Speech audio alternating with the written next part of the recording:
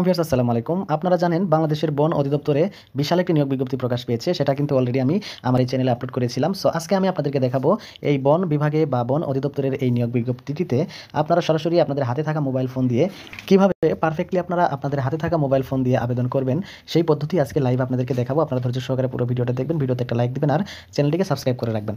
আপনারা সার্কুলারটিকে যদি দেখেন 286টি পদে বন প্রহরীতে আপনারা আবেদন করতে পারবেন। সো আমি এই পদের বিপরীতে আপনাদেরকে আবেদন করে দেখাবো। আবেদনটি করার জন্য আমাদের ভিডিও ডেসক্রিপশন বক্সে একটা লিঙ্ক পাবেন, সেই লিঙ্কটা আপনারা ক্লিক করবেন। ক্লিক করার পর এরকম একটা ফর্ম ওপেন হয়ে যাবে, যেটা আমাদের সামনে ফর্মটা ওপেন হয়ে গেছে। সো আমরা এখান থেকে দুইটা বিষয় খেয়াল করবেন। এখানে প্রথমটাতে হচ্ছে সার্কুলার দেখার জন্য, দ্বিতীয়টাতে আবেদন করার জন্য। সো আমরা দ্বিতীয় লিঙ্কটাতে ক্লিক করে দেবো আবেদন করার জন্য। এরপর আমাদের কোন পদে আবেদন করবো সেই বিষয়টা কিন্তু এখানে দেখাবে। আমরা বন প্রহরীতে আবেদন করবো। সো বন প্রহরীতে টিক মার্ক দিয়ে এখানে নেক্সটে ক্লিক করে দিব। এখন আমরা এখানে যদি বিডি জবসে অ্যাকাউন্ট থাকে তাহলে আমরা ইয়েস দিব, আর না থাকলে আমরা এখান থেকে ন দিব। সো আমাদের কোনো অ্যাকাউন্ট নেই, আমরা ন দিয়ে দিলাম। দেওয়ার পরে আমাদের সামনে কিন্তু সুন্দর করে সেই বন অধিদপ্তরের আবেদন ফর্মটি কিন্তু চলে এসেছে। সো আমরা এখান থেকে আবেদন ফর্মটি পূরণ করব। আমি সংক্ষিপ্ত আকারে পূরণ করে আপনাদেরকে দেখাচ্ছি, শুধুমাত্র পরিচয় করে দিচ্ছি, পরে আমি পূরণ করে আপনাদেরকে দেখাবো। এখানে আপনাদের নাম দিবেন ইংরেজিতে, এখানে আপনাদের নাম দিবেন বাংলায়। এখানে পিতার নাম ইংরেজিতে, পিতার নাম বাংলায়, মাতার নাম ইংরেজিতে, মাতার নাম বাংলায়। তারপরে ডেট অফ বার্থ দিবেন। এখানে ডেট অফ বার্থ দেওয়ার জন্য আপনারা এখানে ক্লিক করবেন। বক্সে ক্লিক করলে আপনাদের এরকম অপশন চলে আসবে। এখান থেকে আপনারা প্রথমে ইয়ারটাকে সিলেক্ট করে নেবেন। তারপর আপনারা এদিকে ক্লিক করে মাসটাকে সিলেক্ট করে নেবেন। তারপর আপনারা তারিখটা দিবেন, দিয়ে সেটে ক্লিক করে দিলে আপনাদের সেটটা হয়ে যাবে। ওকে, সো এভাবে আপনারা এটা সেট করে নেবেন। সেট করে নেওয়ার পরে আপনারা এখান থেকে আমি একটু এরপরে আপনাদের ন্যাশনালিটি বাংলাদেশ থাকবে, রিলিজিয়ন ইসলাম দিয়ে দিবেন, হিন্দু হলে হিন্দু দিয়ে দিবেন। ওকে, এই যে এখানে ক্লিক করবেন, ক্লিক করে আপনার রিলিজিয়নটা দিয়ে দিবেন, জেন্ডার হলে জেন্ডার, মেল হলে মেল, ফিমেল হলে ফিমেল। ন্যাশনাল আইডি থাকলে আপনারা এখানে ইয়েস দিবেন। ইয়েস দেওয়ার পরে এখানে একটা বক্স আসবে, এই বক্সে আপনার ন্যাশনাল আইডি নাম্বারগুলো দিয়ে দিবেন। এরকম করে বার্থ রেজিস্ট্রেশন দিবেন, পাসপোর্ট আইডি দিবেন, থাকলে মেরিটাল স্ট্যাটাস থাকলে দিবেন, না থাকলে ন দিবেন।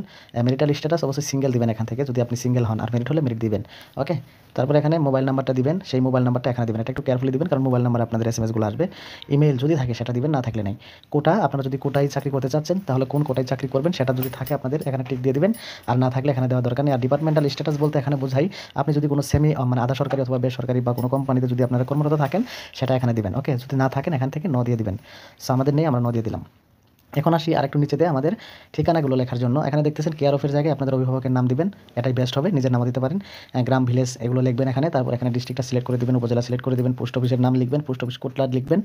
এটা হয়ে যাবে বর্তমান ঠিকানা। আর বর্তমান ঠিকানা এবং স্থায়ী ঠিকানা যদি এক হয় এখানে একটা টিকমার্ক দিবেন, দুটোই চলে আসবে। ওকে, এখন আসি শুধুমাত্র এসএসসি পাস দিয়ে যেহেতু আমরা আবেদন করব, তাহলে আমরা এখান থেকে না, এসএসসি এবং ইন্টার দুটোই লাগবে। ওকে, তো প্রথমে আপনাদের এক্সামিনের নাম দিবেন, আপনারা কী পাস করেছেন কোনটা দিয়ে দিলেন। ওকে, দেওয়ার পরে রোল নাম্বার দিবেন, এখান থেকে সাবজেক্ট সিলেক্ট করবেন।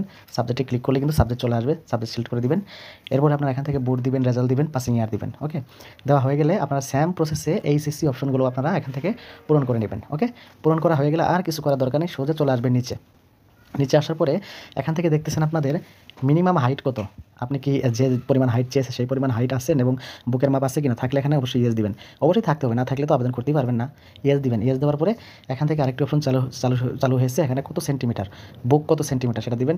এখান থেকে দিবেন 163, 65, আপনি যেটা সেটাই দিয়ে দিবেন। বুকের মাপ কত আপনি আপনার যেটা সেটাই আপনারা দিয়ে দিবেন। ওকে, সো এরকম করে সব কিছু দেওয়া হয়ে গেলে যে কোড দেখতে পাচ্ছেন এখানে, এই কোডটা আপনারা এই বক্সে দিবেন। দেওয়ার পরে এখানে একটা টিক মার্ক দিবেন। দেওয়ার পরে এই যে সাবমিট অপশন, এই সাবমিট অপশন আপনারা ক্লিক করে দিবেন। দিলে আবেদনটা কমপ্লিট হয়ে যাবে এবং নেক্সট পেজে চলে যাবে। সো নেক্সট পেজে চলে গেলে সেখানে আপনারা আপনাদের ছবি এবং সিগনেচারটা সুন্দর করে আপলোড করে দিবেন। এবং ছবি এবং সিগনেচার কীভাবে আপনারা সাইজ করবেন, রিসাইজ করবেন সেটা আপনারা প্লে স্টোরে চলে যাবেন। প্লে স্টোরে গিয়ে যে কোনো একটা ফটো রিসাইজার অ্যাপস ডাউনলোড করবেন। ডাউনলোড করে সেটা আপনারা ফটো এবং সিগনেচারগুলো রিসাইজ করে আপনারা এখান থেকে আপলোড করে দিবেন। আপনাদের কাজ কমপ্লিট হয়ে যাবে। পরে আপনারা টেলিটক সিমের মাধ্যমে পেমেন্টটা করে দিবেন। সো ভিউয়ার্স, আজকে এই পর্যন্তই। দেখা হবে পরবর্তী কোনো ভিডিও নিয়ে। ভালো থাকবেন, সুস্থ থাকবেন, আল্লাহ হাফেজ।